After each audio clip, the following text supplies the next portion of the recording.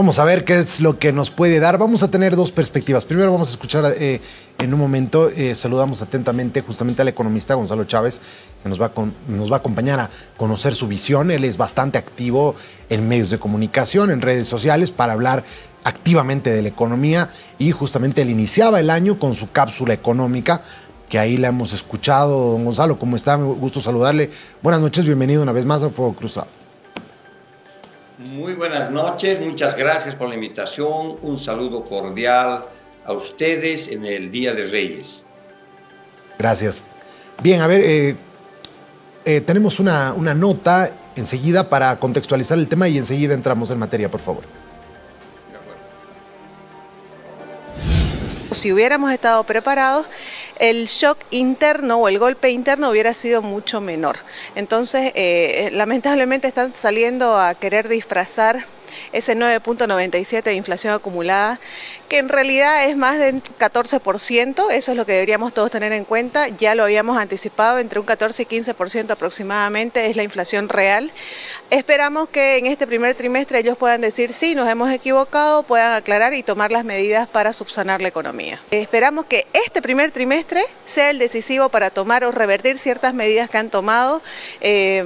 Por ejemplo, el tema del control o excesivo control y decomiso de mercancía o productos cuando se tengan en acopio, que eso siempre se ha dado, es necesario para nuevas siembras, es necesario para cumplir contratos, etcétera. Bien, a ver, hablemos acerca de los datos que tenemos a la mano. Gonzalo, ¿usted está de acuerdo con el dato del 9.97% de inflación?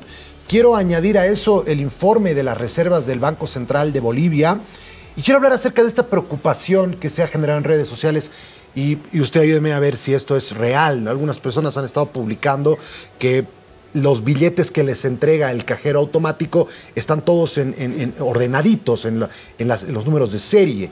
Esto quiere decir, si usted nos puede confirmar, que hay una emisión monetaria que está cada vez más robusta, que en 2023 se publicó que era un 18% y que al ritmo que vemos que la necesidad de seguir generando que el aparato público siga funcionando, hay una emisión monetaria y un endeudamiento interno por parte del Banco Central. Todas estas características, a ver si nos lo puede dar, encapsular para que lo pueda entender bien la gente. Claro, con mucho gusto. Mira, definitivamente la inflación es elevada, 9.97. Sorprendentemente, solo faltó 3 puntos para llegar al fatídico 10%, 2 dígitos. No quisiera pensar que ahí se hizo magia estadística, nos citó para que sea 9.97, que es un número bajo. Pero de cualquier manera, esto es elevado si también agarramos la inflación de alimentos, 14.5%. Y si agarramos la inflación de importados, estamos hablando de datos del Instituto Nacional de Estadística de 8.5%, o de 18.5%, me corrijo, 18%. Entonces, todos esos datos te muestran que tú estás frente a un gran problema de inflación ya elevada. Esta es la inflación más alta, yo diría, desde el año 2009, 2010 aproximadamente. Y en ese año, justamente cuando la inflación de alimentos también se disparó, hubo un cambio en la forma de calcular el IPC, el índice de precios al consumidor, que como tú bien sabes es una encuesta. En esa encuesta, en esa época se aumentaron más bienes y servicios, se reponderó varios productos y eso hizo que muchas veces algunos productos como los alimentos estén subestimados en el índice y otros que estén sobreestimados, como puede ser el caso, por ejemplo, de televisores LED o de cortes de cabello frente a alimentos. Entonces, en esa reponderación hubo mucho cuestionamiento en esa época y probablemente este es uno de los orígenes de este desencuentro entre lo que la gente siente en su bolsillo cuando va a los mercados y el dato que da el Instituto Nacional de Estadística. No quisiera pensar, que están administrando los datos de manera política, pero cuando uno va a los mercados ve productos mucho más caros en general. Ahora bien, el tema de las reservas internacionales también es bastante complicado. Otra vez ahí hay contabilidad creativa. El gobierno dice que habrían aumentado en 269 millones de dólares desde el año pasado, pero resulta que en efectivo, en dinero, han llegado solamente a 50 millones de dólares. Eso son 4 días de importaciones, por ejemplo, de diésel o gasolina. Ahora, ¿qué es lo que ha ocurrido? Lo que ha subido es el valor del oro. Bolivia tiene 22.5 toneladas de lingotes de oro de lo que se llama Good Delivery, o lo que también se conoce como certificado de buena entrega, y esos precios del oro han subido. Y la razón por la que ha subido es porque el precio del oro está más elevado. Eso ha hecho que lleguemos a los 1.889 millones de dólares. Entonces, como ves, los datos depende cómo los comparas, con quién los comparas, cómo los organizas para que tengan una información adecuada. Y eso no es lo más adecuado para mandar la señal a los consumidores. Y la inflación, pues, se ha disparado. Y se ha disparado porque hay saltos en la inflación vinculados a que las importaciones están más caras porque el tipo de cambio está más elevado. Antes un desodorante que valía, por ejemplo, $1, comprabas a 6.96, más los costos de transporte, te costaba aproximadamente 10 bolivianos en el mercado. Ese mismo desodorante al mismo dólar, pues de $1, ahora cuesta 11, 12 bolivianos y llega a 15, 16 bolivianos a los mercados. No es que la importación, la importación ha subido no porque los precios en los otros países haya subido, en los socios comerciales, sino porque el tipo de cambio está más caro. Entonces se ha producido saltos en la inflación. También, por supuesto, han habido los bloqueos, han habido todos los problemas vinculados a los incendios forestales, a temas de medio ambiente. Todo eso ha hecho saltar la inflación. Pero eso es una parte de la explicación de por qué suben los precios. Hay otros elementos que tienen que ver con la aceleración o propagación de la inflación. Esas son las fogatas inflacionarias.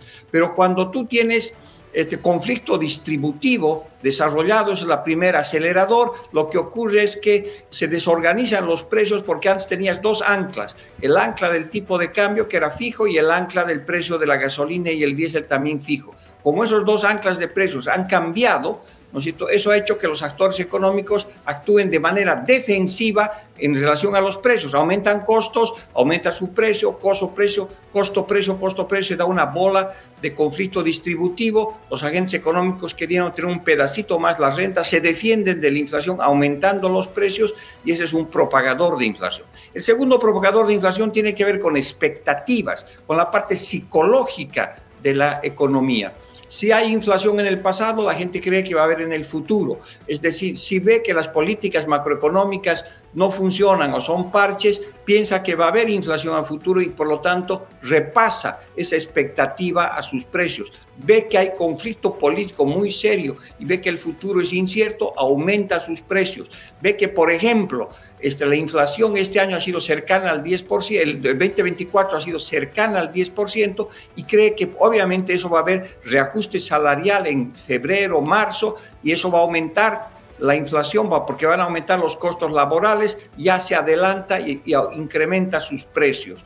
Entonces, esas son las expectativas. Y finalmente lo que tú mencionabas, la emisión monetaria.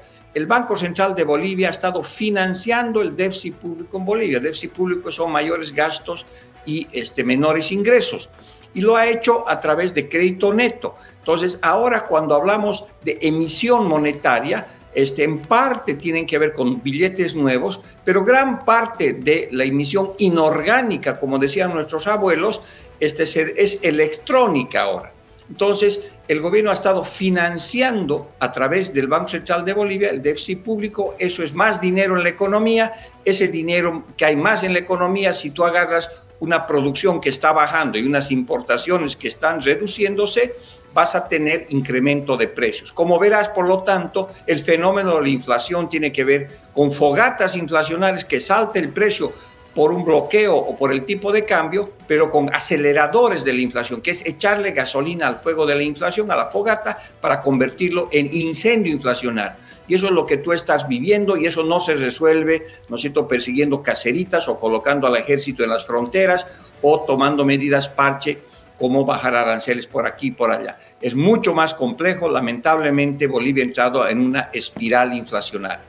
Gonzalo, mucha gente se pregunta, el ciudadano de a pie sobre todas las cosas, claro, tratar de entender este macro concepto de lo que es la inflación en Bolivia, el 9.97, son números que quedan ahí. ¿Cómo podemos proyectar esos números para el ciudadano de a pie en este 2025?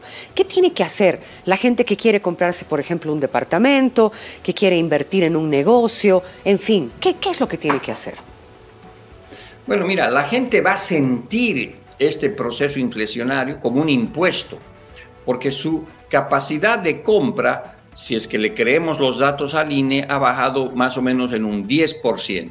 Y si vemos la gente más pobre de todos los ingresos que recibe, el 70% va a alimentos. Y si los alimentos han aumentado en 15.4%, eso significa, ¿no es cierto?, que va a perder su capacidad de compra en 15.4%. Entonces, la inflación se come tu salario. La inflación es tener mucho mes al final del salario. La inflación es un impuesto que hace perder capacidad de compra y, por lo tanto, bienestar al promedio de la gente. Es el impuesto más regresivo porque afecta especialmente a la gente que gana mucho menos. Ahora, ¿qué puede hacer la gente frente a esto? Pues los que pueden se defienden aumentando sus propios precios para mejorar sus rentas, sus ingresos. Pero los que no pueden, pues tendrán que esperar qué va a hacer el gobierno respecto a este incremento salarial que se viene probablemente en algunas semanas más.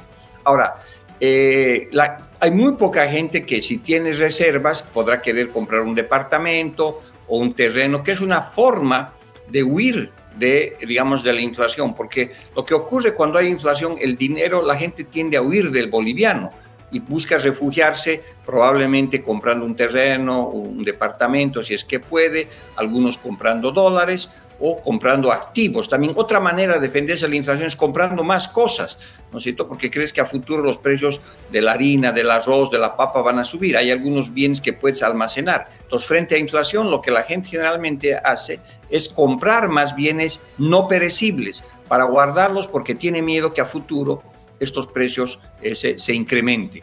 Entonces, la inflación, como digo, es un impuesto regresivo, especialmente para los más pobres. Bien, para concluir ya, porque me tengo que ir, hablemos por favor de lo que se espera de este año, teniendo en cuenta que es un año electoral.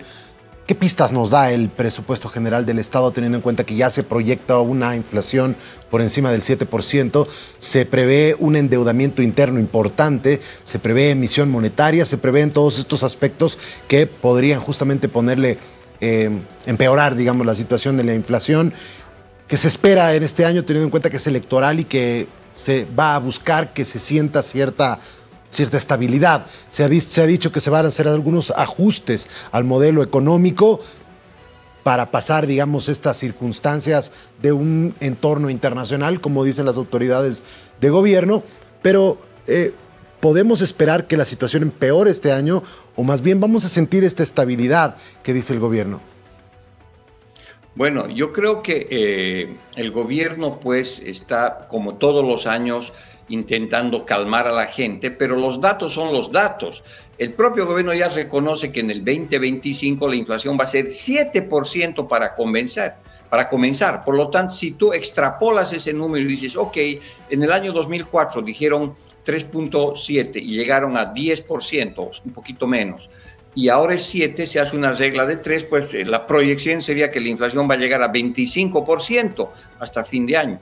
Entonces, la situación puede ser complicada y el gobierno no tiene una política antiinflacionaria adecuada, tiene parches, ¿no es cierto? Y no entiende que el problema es estructural, es de fondo y que necesita ser atacado de varios lados. Y ahí está el tema del presupuesto, porque si bien el presupuesto, a través de una artimaña política jurídica, ha sido aprobado directamente por el Ejecutivo y la Asamblea no ha conocido, pero ese presupuesto tenía un déficit público ya de menos 9.2% del Producto Interno Bruto.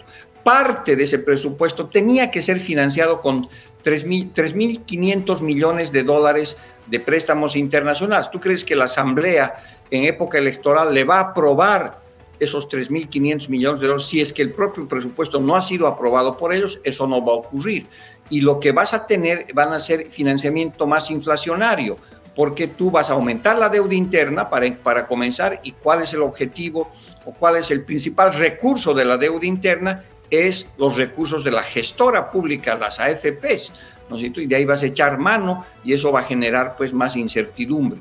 Por otra parte, lo que el gobierno va a hacer es emisión monetaria, como lo está haciendo ahora, porque el Banco Central de Bolivia se ha convertido en la caja del Tesoro General de la Nación.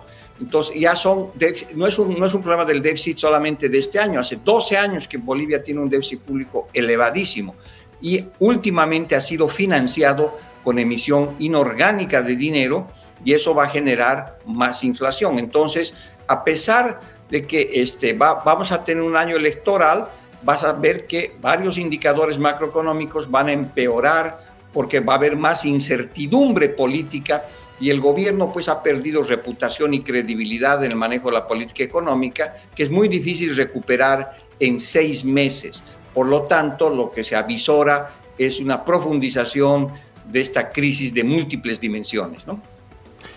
Le agradecemos un montón, Gonzalo. Muchísimas gracias.